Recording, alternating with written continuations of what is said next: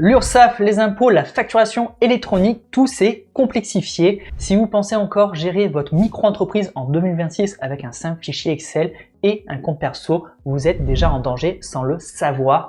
Dans cette vidéo, je vais vous donner les 4 outils que j'utilise personnellement au quotidien et que je trouve vraiment indispensables pour ne pas aller dans le mur. Hello! Moi c'est Romain, j'ai passé plusieurs années en cabinet comptable et s'il y a une chose que j'ai pu retenir de cette expérience, c'est que travailler avec des mauvais outils, ça finit toujours par vous coûter plus cher. Aujourd'hui, je vous partage ma stack 2026 pour ma micro-entreprise et restez bien jusqu'à la fin car le 4e outil est celui que 90% des débutants négligent. Pourtant, c'est le seul qui protège réellement votre vie privée. On commence tout de suite par le pilier numéro 1, la facturation. C'est capital. Surtout avec la réforme de la facturation électronique. Aujourd'hui, c'est fini de bricoler ces factures sur Excel. Il vous faut un logiciel compatible et qu'on appelle PA, plateforme agréée. Pour ça, pas besoin de se ruiner. Moi, j'utilise Indy. C'est un logiciel qui a une version totalement gratuite pour la facturation et qui est certifié aux normes pour la réforme de la facturation électronique. Mais Indy, ce n'est pas seulement un éditeur de factures, c'est aussi un véritable robot comptable. Le vrai plus, c'est l'automatisation. Il se connecte à votre banque et prépare votre déclaration URSSAF. Si vous êtes redevable de la TVA, ils vont aussi le faire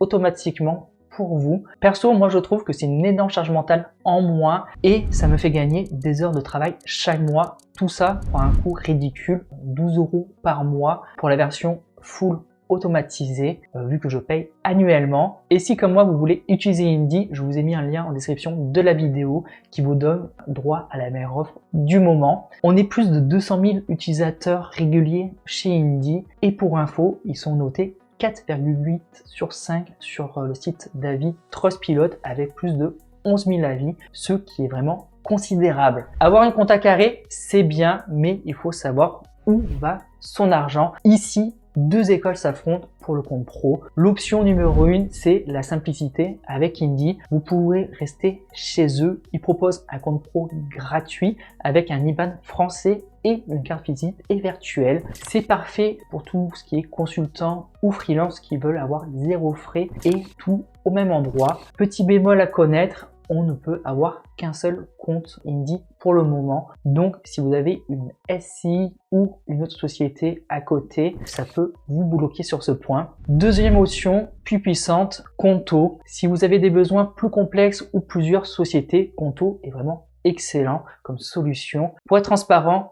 au début, j'utilisais le compte pro d'Indy, mais comme mon activité s'est développée, je suis passé chez Conto pour avoir plus de flexibilité. Ok, votre argent est au chaud. Maintenant, il vous faut protéger votre activité. L'assurance, on trouve ça inutile jusqu'au jour où on a un problème. Les assurances traditionnelles demandent souvent des rendez-vous physiques et de la paperasse interminable.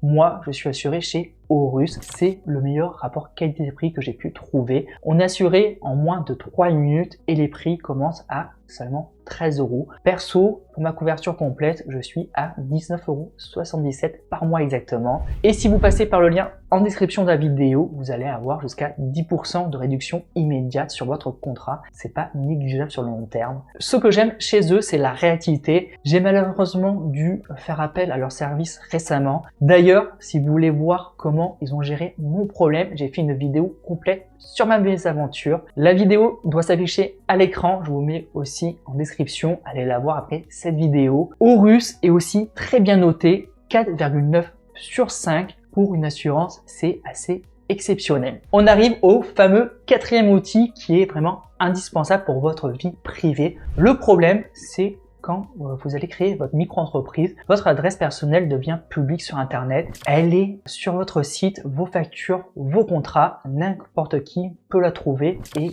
savoir où vous habitez. Que ça soit l'huissier qui vous amène un recommandé ou un client qui vient pendant vos vacances, ça peut être assez dérangeant. Pire, même si vous êtes locataire, votre bail peut vous interdire de domicilier votre micro-entreprise chez vous. Donc, vérifiez bien. La solution pour parer à tout ça, c'est domicilier sa micro-entreprise en ligne. Moi, j'ai choisi LegalPlace Domiciliation. Vous pouvez vérifier en allant taper Soft Indep sur Google. Scrollez tout en bas et vous verrez l'adresse de ma domiciliation dans les mentions légales. Perso, je trouve ça vraiment hyper pratique. Tous mes courriers sont scannés et dispo sur mon espace en ligne et je reçois aussi une notif par email dès qu'un courrier arrive. Et pour tout ce qui est courrier sensible, donc recommandé ou carte bancaire par exemple qui demande une remise physique, il me les renvoie automatiquement dans la journée et à ma connaissance, pour le moment, c'est les seuls à proposer ce service gratuitement. Vu que je paye annuellement, ça me coûte moins de 17 € par mois et